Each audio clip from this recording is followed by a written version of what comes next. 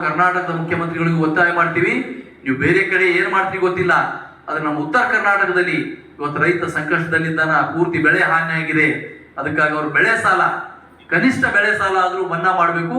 ಮತ್ತು ಪ್ರತಿ ಹೆಕ್ಟರ್ಗೆ ಕನಿಷ್ಠ 25,000, 48,000 ನಿಮ್ಗೆ ಕೊಡ್ಲಿಕ್ಕೆ ಆಗಲ್ಲ. ದಿವಾಳಿ ಎದ್ದಿದೆ ನಮ್ಗೆ ಗೊತ್ತಿದೆ. ಅದ್ರ ಕನಿಷ್ಠ ಪ್ರತಿ ಎಕರೆಗೆ 25,000 ರೂಪಾಯಿ ಪರಿಹಾರವನ್ನು ಕೊಡಬೇಕು ಅಂತೇಳಿ ಒಂದು ಒತ್ತಾಯ ಮಾಡ್ತಾ ಇದ್ದೀವಿ. ಆದಷ್ಟು ಶೀಘ್ರ ದೀಪಾವಳಿಯ ಒಳಗಡೆ ಈ ಒಂದು ಪರಿಹಾರದನ್ನ ರೈತರ ಖಾತೆಗೆ ಜಮಾ ಆಗಬೇಕು. ರೈತರು ಖುಷಿಯಿಂದ ದೀಪಾವಳಿ ಆಚರಣೆ ಮಾಡಪ್ಲೆ ತಾವು ನಡ್ಕೊಳ್ಬೇಕು ಅಂತ ನಾವು ಒತ್ತಾಯ ಮಾಡ್ತೀವಿ.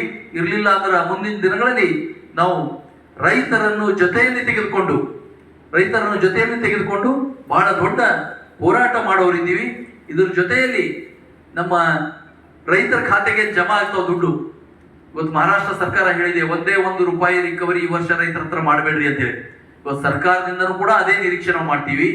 ಇವತ್ತು DCC ಬ್ಯಾಂಕಿನವರು ಆ ಎಲ್ಲ ಅಕೌಂಟ್ ನಿಂದ ಎಲ್ಲ ರೈತರಿಗೆ ಬಂದಂತ ದುಡ್ಡು ಕೊಡಬೇಕು.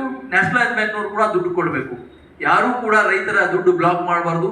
ಇವತ್ತು ಪರಿಹಾರ ಧನ ಅಂತಂದ್ರೆ ಅದು ಅವ್ರಿಗೆ ಕಷ್ಟದ ಕಾಲದಲ್ಲಿ ಉಪಯೋಗ ಮಾಡ್ಕೊಳ್ಳಿಕ್ಕೆ ಇರ್ತದೆ. ಅವ್ರು ಬಾಕಿ ಇರ್ಬೋದು ನಿಮ್ಮಲ್ಲಿ, ಆದ್ರೆ ನೀವೆಲ್ಲಾದರೂ ಆ ಅಕೌಂಟ್ಗಳನ್ನು ಬ್ಲಾಕ್ ಮಾಡಿ ಆ ರೈತರಿಗೆ ತೊಂದರೆ ಕೊಟ್ರಿ ಅಂದ್ರೆ ಅವಾಗ ಕೂಡ ನಾವು ಹೋರಾಟ ಮಾಡ್ಬೇಕಾಗ್ತದೆ.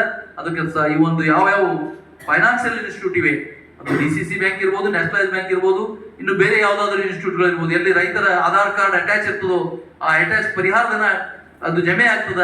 ಆ ಪರಿಹಾರಧನ ಅವ್ರ ಅಕೌಂಟಿಗೆ ಜಮಾ ಆಗಿದ್ದು ರೈತರಿಗೆ ಸಿಗಬೇಕು.